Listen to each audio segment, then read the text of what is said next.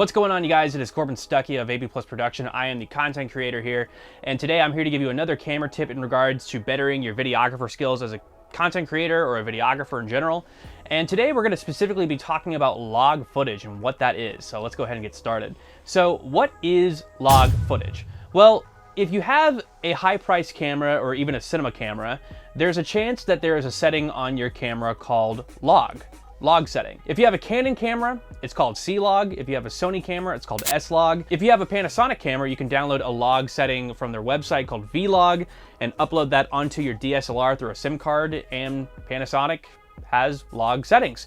So if you have a high-priced camera, it's most likely that you have this setting in your camera called log. And not a whole lot of people know about this setting. Usually when people get a new camera, that footage already has color. You know, whenever you record something at a job or just testing out your new camera and you upload that footage onto your computer, you have color already. That is the camera's basic color codecs. But some cameras have this setting called log mode. And basically I'm gonna show you what that is. So let's go ahead and showcase that. Yeah, this is the raw footage right here. So basically what log mode is that it's this mode where it takes all of the saturation and contrast out of your image and makes it incredibly plain, almost kind of gray. And this gives you enough leverage to edit this footage and make it look like however you want. You can color grade it even. You can add whatever style you want to this image if you're going for a specific look. Let me go back to the look that I had before. So this is my color grading that I did for this specific image. Now there are certain things that you could do to log footage if you're going for a specific look. Like let's say that you wanted to make a 90s parody of the Matrix movie. So let's go ahead and do that. Looks like I'm in the Matrix. There's a lot of green right here. Love the Matrix. Or if you're just looking for like maybe a moody night, like maybe you're outside and you want to make it look like it's night out, let's do that. See, now it kind of looks very bluish. Like this is what we associate with in terms of like looking like night. Let me go back to like my main setting that I had. There we go, that's so much better. There's a lot of things that you can do with log footage. You can just basically take a plain looking image and turn it into whatever you want. Recording in log just gives you a lot of options in terms of the kind of style you're looking for, or if you want to change it mid-post. Like there's a lot of things that you could do in terms of color grading when you're having this option in front of you. This is also hugely beneficial if you have a lot of light sources around you. So here is actually some shots that we took at our recent sunblock event in Fort Walton Beach, Florida. We had a great time with that event. Hopefully we can see you next year in 2022. As you can see, these are incredibly plain. This was shot in log. And I'm just gonna showcase to you like some of the color grading techniques that you can put into these images like this. So let's go ahead and showcase that.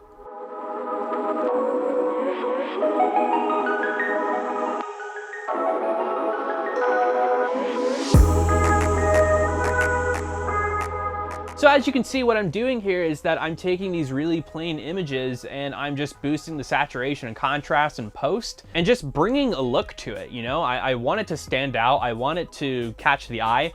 And that's essentially what you can do with log. So yes, guys, that's my tip for today in terms of using log footage while doing productions and editing them in post-production. Comment down below if you guys have any questions on production or post-production, or if you want us to make a certain tip video on a certain topic. We'd be happy to answer that question in the coming weeks. Like this video, share it, and please follow us on our Facebook page, Instagram, YouTube, and so on, just to be updated on any AB+ production, social medias, and stuff like that, and how we can help you out. We're here to help.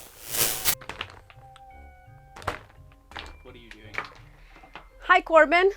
Hey, Anna, how are you? Fantastic, as always. Thank you for putting together our micro content. What was your tip about today? Log footage. What is log footage? It's like where you can like color correct the footage because it's so plain and boring, pretty much. Isn't it? Yeah. All right, let's make it this more interesting and a little less boring, shall we? Okay, sure. What do you have for us to... Don't touch my lens. That's a $2,000 lens. Use a transition. Oh, okay.